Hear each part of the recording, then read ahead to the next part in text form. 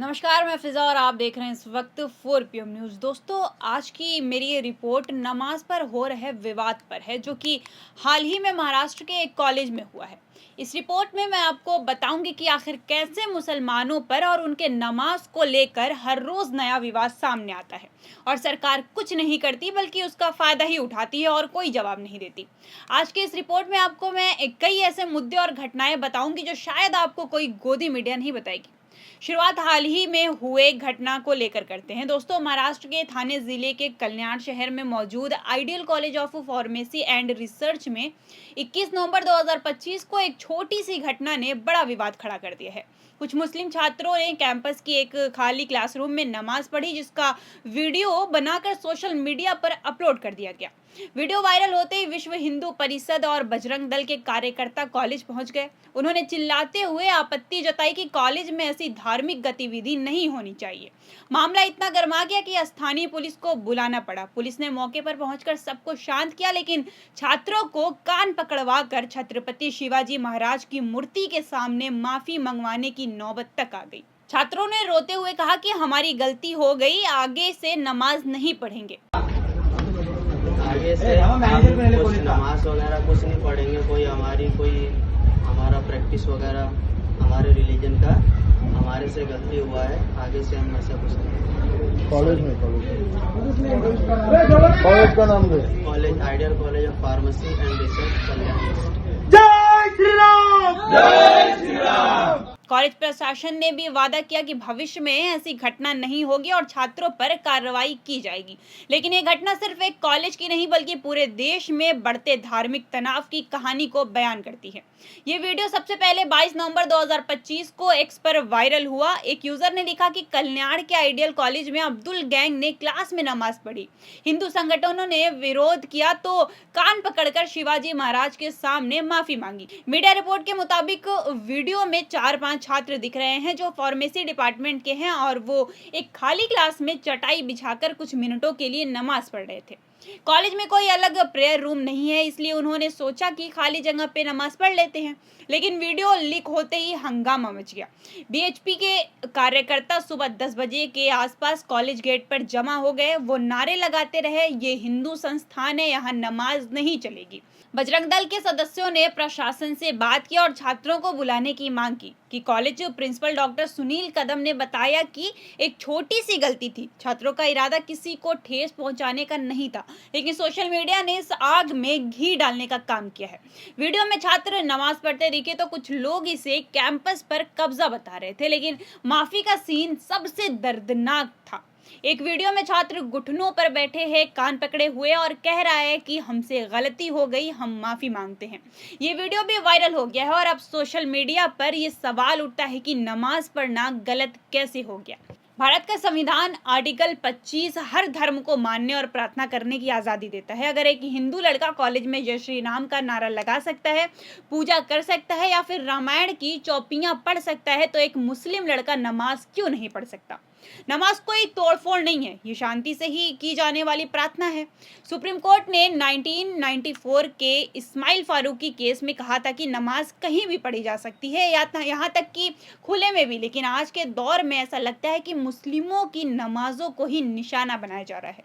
ये घटना कल्याण की नहीं बल्कि पूरे देश की सच्चाई दिखाती है, जहां छोटी छोटी बातों को धार्मिक रंग देकर नफरत फैलाई जा रही है।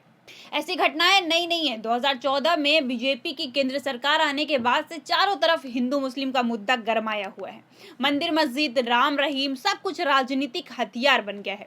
देखा जाए तो बीजेपी ने इसे वोट बैंक का जरिया बना लिया है। जहां कहीं भी मुस्लिम नमाज पढ़ते हैं दिखे या फिर मुसलमान नमाज पढ़ता हुआ दिखता है इनको, तो वहां तुरंत लव जिहाद, लैंड जिहाद या फिर कन्वर्जन का आरोप लग जाता है। असल में ये डर फैलाने का तरीका है और इसमें सबसे बड़ा दोहरा चरित्र दिखाता है गोदी मीडिया। ये चैनल झूठी खबरें चलाकर नफरत बोलते हैं। एक तरफ हिंदू त्योहारों पर सड़कें बंद हो तो चुप्पी, लेकिन नमाज पर चीखें आम बात हो गई है। आइए कुछ ऐसी घटनाओं पर नजर डालते हैं जहां मुस्लिमों पर नमाज पढ़ने के झूठे आरोप लगे और उन्हें परेशान किया गया। हम आपको ये तारीखों के साथ बताएंगे ताकि सच्चाई साफ हो और आप राजनीति के चाल को समझ सके। पहली बड़ी घटना 2018 की है। गुरुग्राम में मुस्लिम खुले में नमाज पढ़ रहे थे। वहां मस्जिद कम थी तो पार्कों में प्रार्थना होती थी। वीएचपी और हिंदू संगठनों ने कहा कि ये बांग्लादेशी घुसपैठिए हैं जो जमीन कब्जाने की साजिश कर रहे हैं। द हिंदू की 13 मई 2018 की रिपोर्ट में बताया गया कि मुस्लिम नेता इसे राजनीतिक साजिश बता रहे थे और सबसे दिलचस्प बात यह है कि लोकसभा चुनाव से पहले ये प्रोपेगेंडा फैलाया गया था और इन सब का नतीजा क्या हुआ कि 37 जगहों पर नमाज की इजाजत थी लेकिन बाद में घटाकर 20 कर दी गई। यानी मतलब साफ है कि इलेक्शन करीब आते ही बीजेपी अपना रंग दिखाना शुरू कर देती है। हरियाणा के तत्कालीन सीएम मनोहर लाल खट्टर ने कहा कि सार्वजनिक जगहों पर नमाज बर्दाश्त नहीं की जाएगी। मुस्लिमों को धमकाया गया लेकिन हिंदू त्योहारों पर सड़कें बंद रहती है, जाम लगते रहते हैं लेकिन कोई मनाही नहीं होती। 2021 में गुरुग्राम में फिर हंगामा हुआ। अल जजीरा की 5 नवंबर 2021 की रिपोर्ट के मुताबिक हिंदू समूहों ने फ्राइडे नमाज रोक दी। सेक्टर 12A में जहां मुस्लिम नमाज पढ़ते थे वहां हिंदू गोवर्धन पूजा के लिए तंबू लगा दिए गए। बीजेपी नेता कपिल मिश्रा वहां पहुंचे। मुस्लिमों को कहा गया कि ये तुम्हारी जगह नहीं है और नतीजा क्या हुआ कि कई जगहों पर नमाज रुक गई। मुस्लिमों ने कहा कि हम दशकों से यहाँ पढ़ते आ रहे हैं लेकिन गोदी मीडिया ने इसे मुस्लिम आक्रमण बता दिया।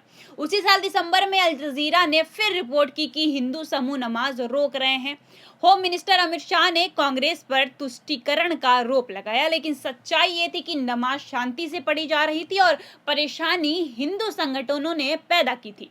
2022 में उत्तर प्रदेश में कई केस हुए। 13 दिसंबर को शाहजहांपुर में वेस्ट बंगाल से राजस्थान जा रहे मुस्लिम तीर्थयात्रियों ने सड़क किनारे नमाज पढ़ी। वीएचपी वालों ने उन्हें रोका, कान पकड़वाए, सीटअप करवाए। द हिंदू की 14 सितंबर 2022 की रिपोर्ट में वीडियो दिखाया गया जहां वो डरते हुए माफी मांग रहे थे। बीएचपी लीडर राजेश अवस्थी ने कहा कि योगी राज में खुले में नमाज वर्जित है लेकिन सवाल यह है कि कानून में ऐसा कोई नियम नहीं है, फिर बीजेपी और योगी किस हक से मना कर रहे हैं। उसी महीने 23 अक्टूबर को कुशीनगर में सत्याग्रह एक्सप्रेस ट्रेन में मुस्लिम यात्री नमाज पढ़ रहे थे। वीडियो वायरल हुआ तो आरपीएफ ने जांच शुरू कर दी। द हिंदू ने बताया कि यह सामान्य था लेकिन बीजेपी लीडर ने इसे पब्लिक न्यूसेंस कहा। 2022 में कि लखनऊ के लुलु मॉल में 8 मुस्लिमों ने नमाज पढ़ी। मॉल मैनेजमेंट ने शिकायत की कि परमिशन नहीं ली गई थी। स्क्रॉल इन की 25 जुलाई 2022 की रिपोर्ट में कहा गया कि 7 गिरफ्तारियां हुई।